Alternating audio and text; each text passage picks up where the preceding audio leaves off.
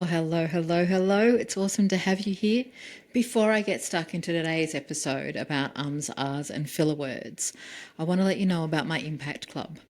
My Impact Club is a pretty special community of business owners, humble leaders, and fellow corporate hippies, just like me, who want to make a bigger difference in their world, want to make a bigger difference in their industries, who want to make a bigger difference in their communities.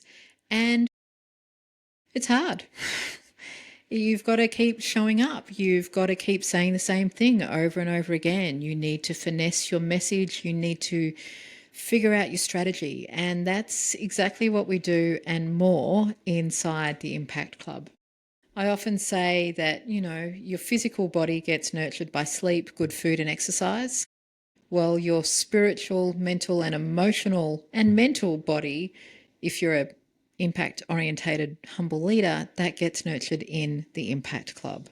We meet not in person, we meet online twice a month where you ask any question you want about whatever's going on for you at the moment, as well as having ongoing access to ask questions, get coaching, get support, get access to my little black book any time.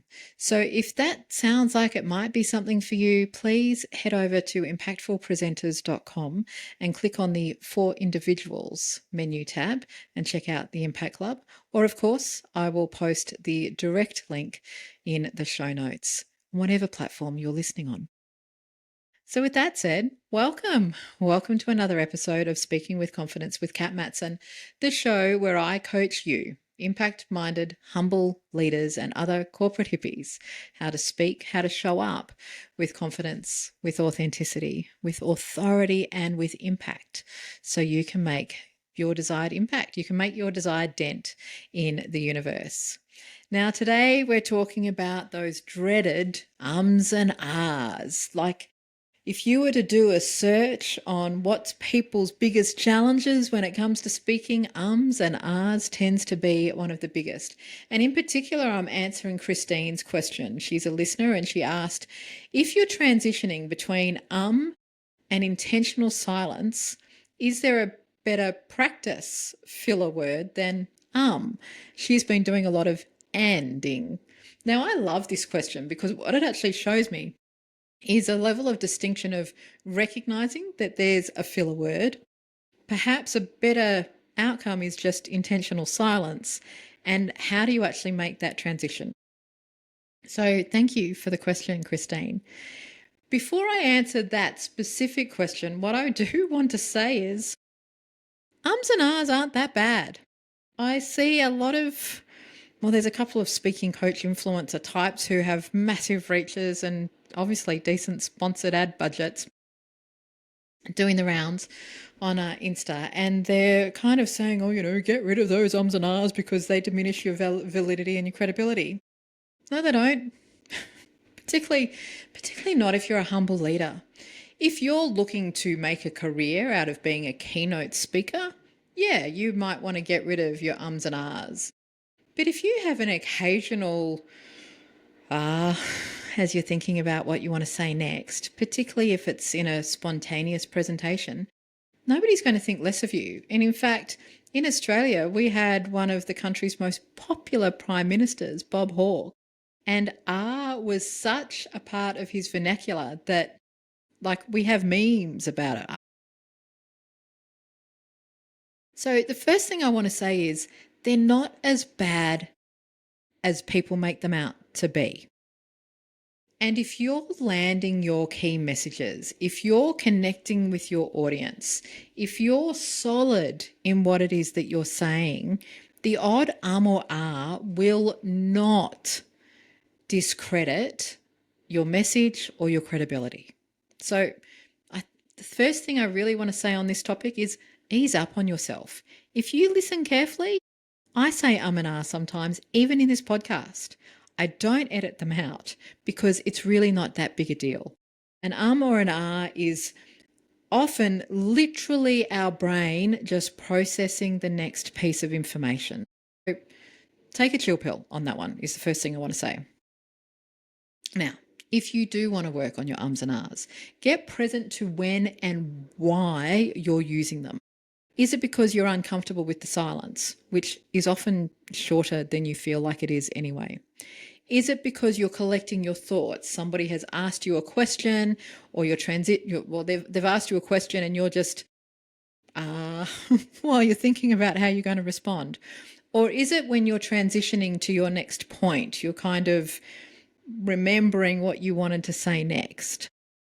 When you can get present to when you and that can help inform then what an alternative filler word might be, or what you might want to do. Now, Christine, in her question, hinted at the fact that she's working towards intentional silence, and silence is a really powerful tool when speaking with impact. Leaving silence between one point and another lets your listener's mind receive all of the information. It acts as a punctuation mark. When we write content, we use commas and full stops and new paragraphs. When we speak, silence acts as one of those punctuation points, depending on how long we allow it. When we're uncomfortable with that silence, we will try to fill it. Now, for most of us, we're not speaking on radio where that kind of silence is quite uncomfortable. And the reason radio silence is no good is because people feel like the radio broadcast is finished, or it's stopped, or there's an issue. So you will hear radio announcers will keep filling this, they will fill the silence. They won't have big gaps. But if you're standing in front of a room, or if you're online and you've got camera on, a silence is not that big a deal.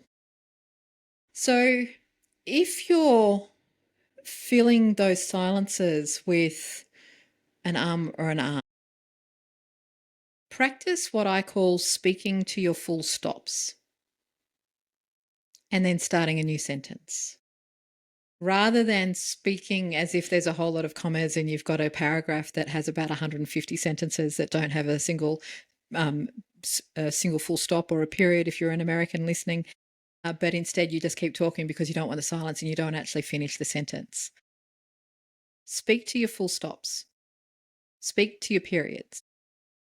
End the sentence and move on to the next thing.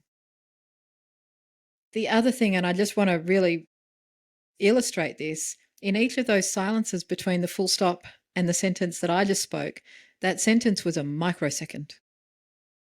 A microsecond. It doesn't need to be filled. So specifically to the literal reading of Christine's questions, if you're transitioning between and intentional silence, is there a better practice filler word? Just go for the silence, is what I first want to say. Having said that, if you do feel like you need to fill the space, come up with some other phrases that feel like you. I often ask, as a rhetorical question, does that make sense? Now, I've seen some other speaking coaches say, that makes you sound like you don't know your content. I say garbage. I say asking your audience whether it makes sense indicates that you care about your audience and you're asking whether your content is connecting. You're not asking for validation. You're connecting with your audience. Now, any question is a powerful way to drive engagement. And so asking a quick question as you transition can be a really powerful way of getting your audience back in if you've lost them. Who else has experienced this? True for you? Anyone relate? Those kind of questions can be good alternatives to your ums and ahs as you move to another point or to another section of your speech. And if you use hand gestures and put your hands up, relate? True for you? Anyone else? It can be a way that your brain gets to catch up with what you want to say next without using the dreaded and ah. But again, I want to say and ahs really aren't that big a deal. The other thing that I will also do when I'm transitioning is say something like, before I go on, or as I move into the next point, again, it just gives me mental space to move into the next piece. I think in closing, what I really want to say in answering this question is by all means, practice losing your ums and ahs, particularly if you feel that they're undermining you. But I would ask for feedback on this. They're possibly not undermining you as much as you think they are. If they are, just get familiar with the silence. Just sit in the silence and see what happens. I guarantee you the silence is nowhere near as long as it feels to you, and you don't need to fill it. You don't need to fill it. I'm just wondering about a little piece. I have recorded a whole lesson, a bonus lesson on how to get rid of your ums and ahs. It says very much what I've just said. And so as I speak out loud and try to record in one take, I'm wondering whether it's worth sharing, but I will. If you would like a little bit more on this, click on the link in the show notes for the bonus lesson on. See what I just did there? For the bonus lesson on how to lose your ums and ahs, if that's what you want to do. As I wrap, I want to thank Christine again for asking the question. And if you have a question that you would like to ask me, you can either do that below if you're listening on Spotify and just ask me in the comments, and I will answer your question in an upcoming episode and let you know when it's answered. If you're not listening on Spotify, you can find me on Instagram or on LinkedIn. And I will pop those links in the show notes. You can ask any question you like, and I will answer in an upcoming episode. Also, a reminder about the Impact Club, where gorgeous people like you hang out and get the support that you want to make your desired impact in the world. If that's of interest to you, please check out the link below or head over to impactfulpresenters.com and click on the For Individuals menu. With all of that said, thank you for being here. I really appreciate it. See, an arm's perfectly fine.